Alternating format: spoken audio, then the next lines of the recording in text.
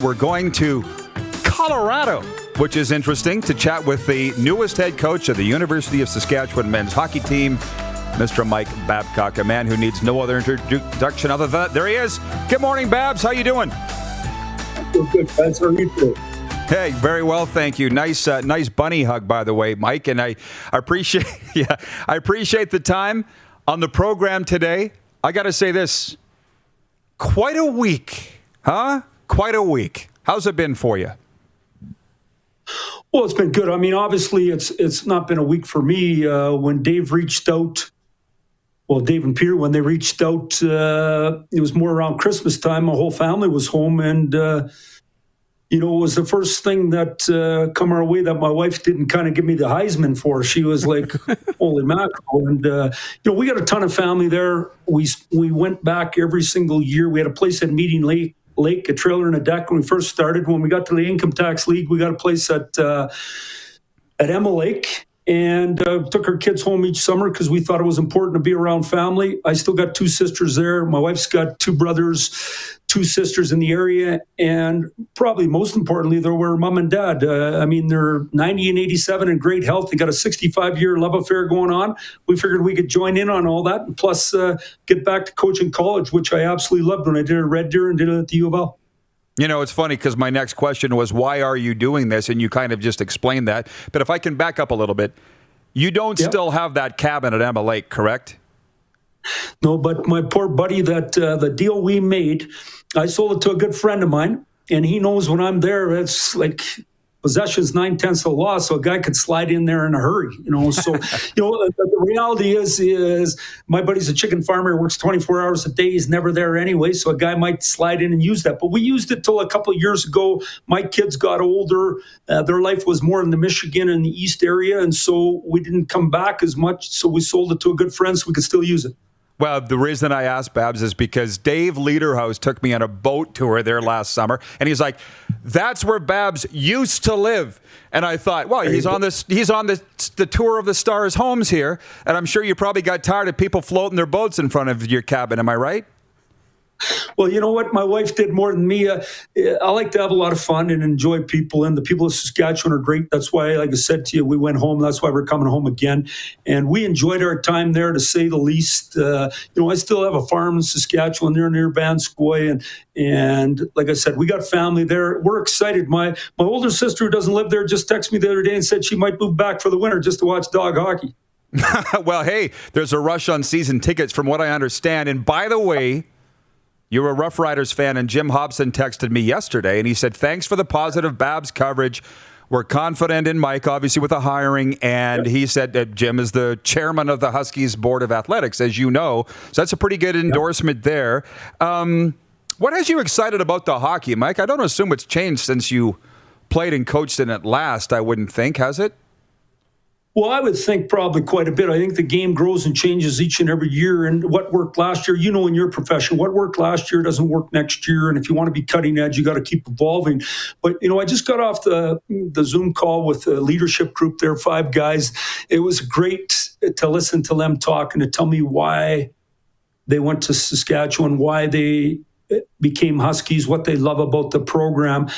I think that really helps a guy recruit because you understand what they're thinking. I'll meet with the rest of the team on Zoom later this week, and then we'll have individual FaceTime or Zooms or whatever you want to call it, so I can get to know the group and understand what they think and where it's going. I'm meeting with Dave Adolph, I'm meeting with Dave Adolph later here today to get a lay of the land. And, obviously Dave did an unbelievable job for 27 years. He's retired. I wish him luck in that. And we need to keep the program going the way he's had it going. Yeah. Dumb question, I guess, when I say it hasn't changed. But I guess what I mean is U of A and U of S have always really been the superpowers. It's been a preferred school. It's got tremendous list of faculty. U of L was a superpower. We got to remember that. Yeah, and how are they doing now? No, they can't. I know exactly what you're saying, though.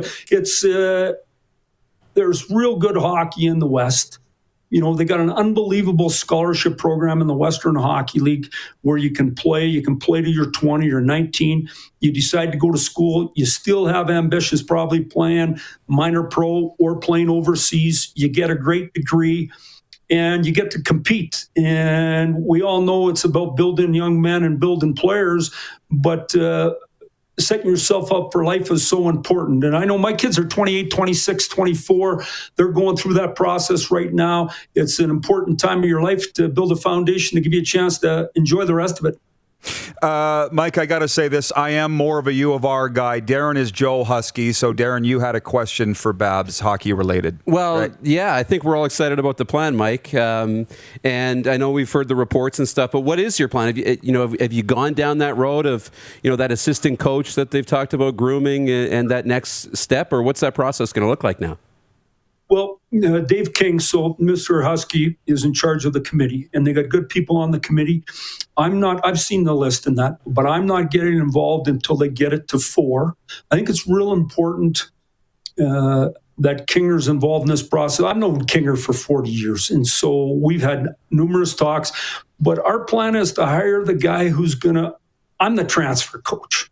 I'm not being here 27 years at Schultz, but we want to hire the best coach we can, work with him a couple of years. I've had lots of fun in the National Hockey League and hired guys, and they end up being head coaches and run other teams. It's been great. I think we can do this again. That's our plan. And obviously, it's just about making sure our program's the best. I've got quite a few messages that have come in. I'm going to read just a couple of quick ones. From Kelly Rempel, the Silver Fox. Says, Mike and I worked together.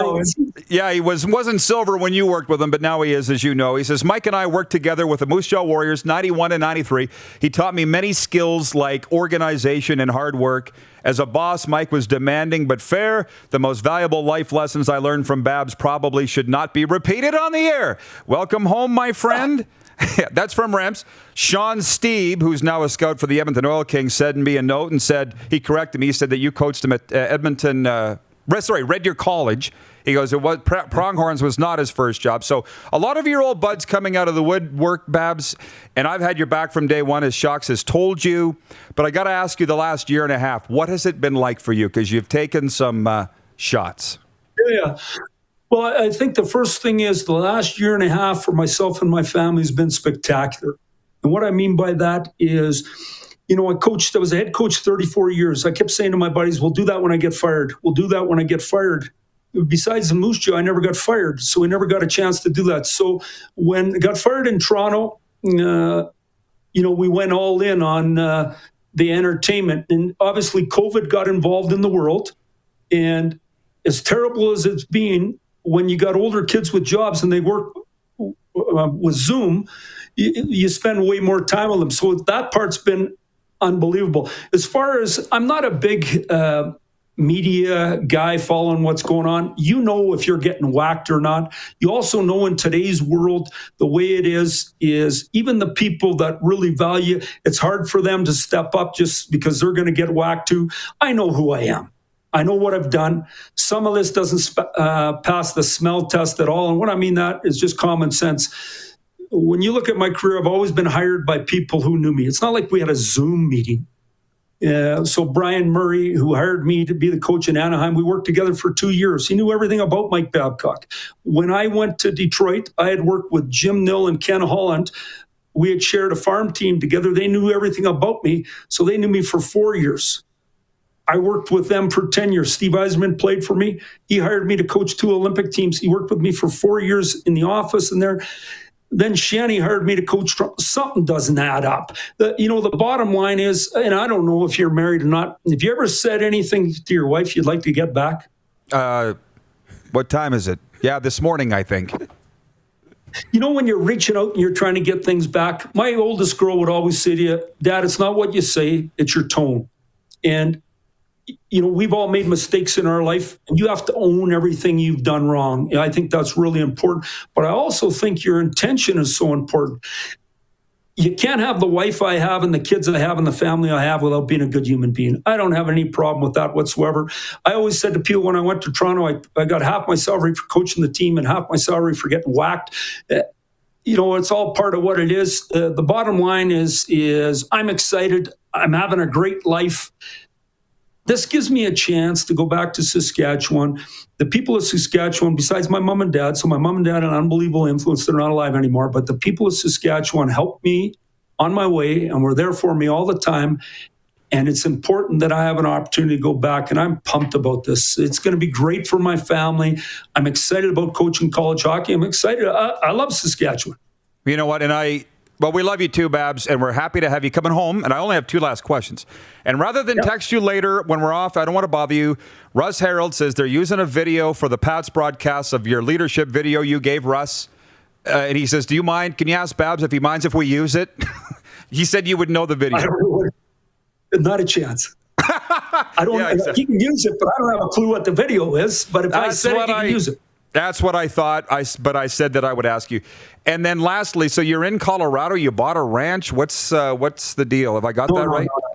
No. No, that's not right at all. I have a couple farms in Ohio. I really like the farming stuff. It gives me something to do. It's what I see myself doing later.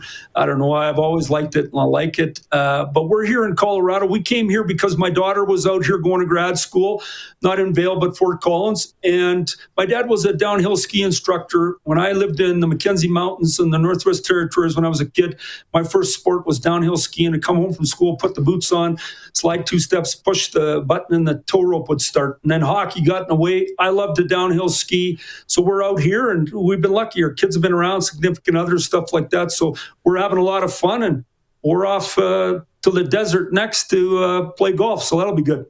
All right. Sounds good. Well, I'm glad I straightened that out. And I think that's about all I had. You, Darren? That's great. Yeah. How about you? Anything else you want to say, Mike? No, you know what, guys? I really appreciate being on. I took a long time. The people in hockey, when I got fired, said, hey, Babs, don't say anything. So I just, be honest with you, I went hunting and skiing and around. But after a while, you get tired of hearing some of the things. I think it's important you get to say your piece. But I also think it's important none of us are perfect, and we're all trying to get better. I think you embrace lifelong learning. That'll be another great thing about going back to the school, and you try to get better, and that's all you can do. And so I'm excited to come back to Saskatchewan. Like I said, family's so important. My in-laws, I can't wait to be around them there. And then this U of S program that I'm pumped up about, it'll be fun to get involved.